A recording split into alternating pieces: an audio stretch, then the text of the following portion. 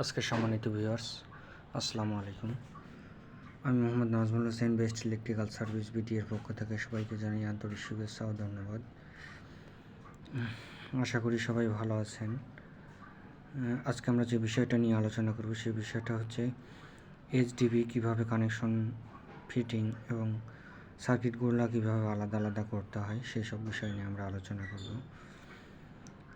আইপিএসের line কীভাবে আলাদা করতে হয়, নিউট্রালগুলো কীভাবে আলাদা করতে হয়, আর্থিনগুলো কীভাবে আলাদা করতে হয়, সার্কিট ব্রেকার কীভাবে ফিটিং করতে হয় সেই সব বিষয় নিয়ে আমরা আলোচনা করব। এই ভিডিওর শেষে সব কিছু বোঝাই দেওয়া হবে আপনাদেরকে। দেখেন নিউট্রালগুলো এখন ভালোভাবে ড্রেসিং করা হচ্ছে। আপনারা দেখতে পাচ্ছেন নিউট্রালগুলো আলাদা আলাদা করে টেপিং করা হচ্ছে। এখানে আমাদের তার শেষ হয়ে যাওয়ার কারণে আমরা একটা লাল দিয়ে নিউট্রাল মার্কিং করে রাখা হয়েছিল।